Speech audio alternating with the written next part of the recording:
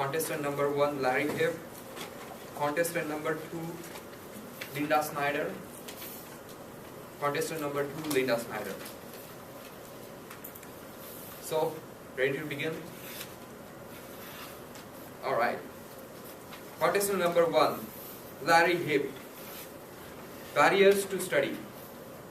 Barriers to study, Larry Hipp.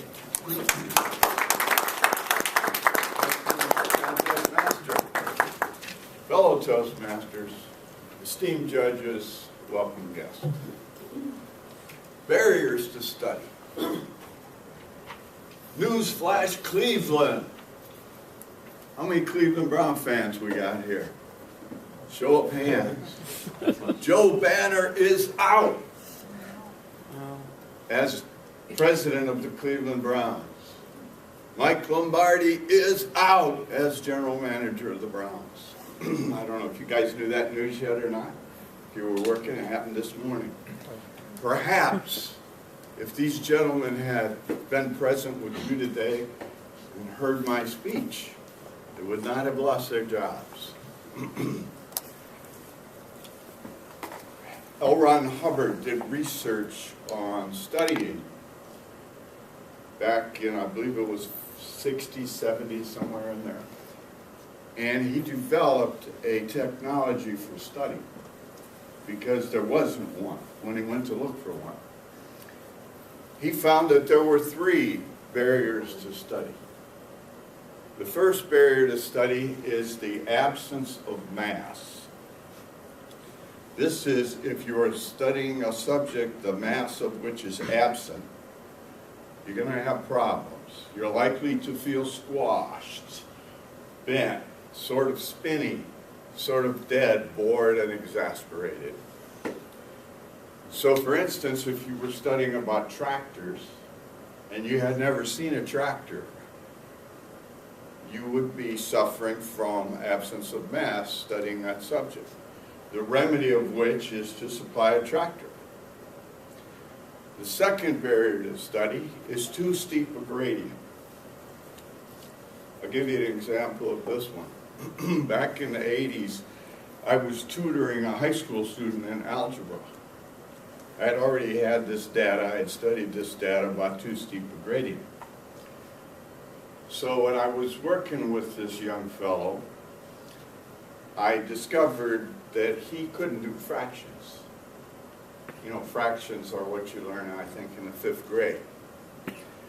So his apparent problem was algebra, but the actual problem was too steep a gradient.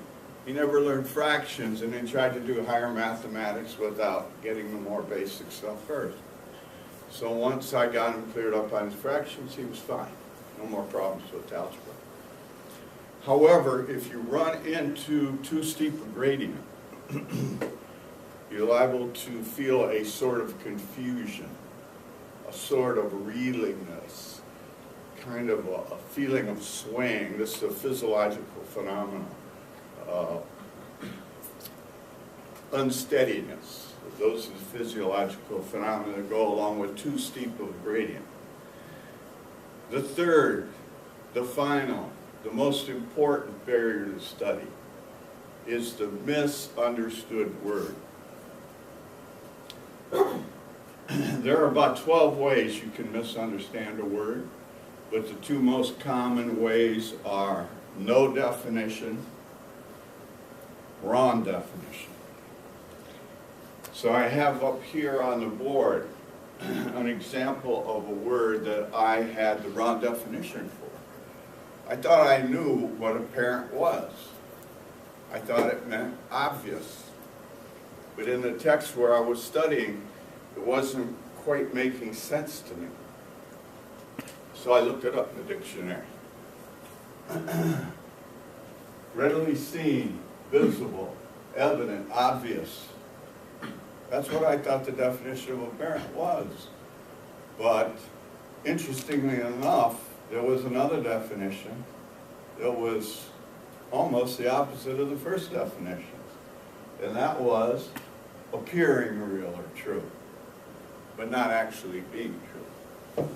that was the way that particular word was being used in the subject I was studying.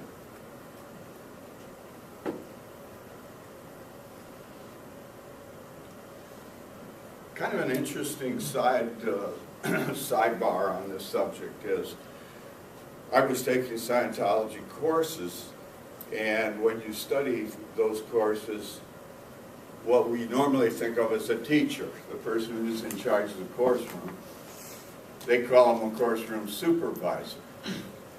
And what they do, the person who's in charge may never have taken the course you're taking.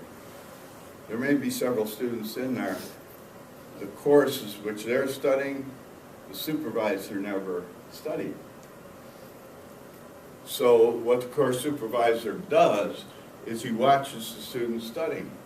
And when he spots one of these physiological phenomena that I've described in these 3 barriers to study, he'll go over and he'll tell him, John, find your misunderstood word.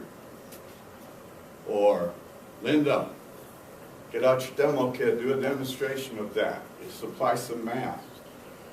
Or, if they're showing the phenomena from the 2nd barrier to study too steep a gradient, they'll have them go back to where you were doing well, find out what you didn't understand, get it cleared up, and come forward. So I hope that you will find this data useful and that you can apply this when you're studying your whatever subjects you might be studying.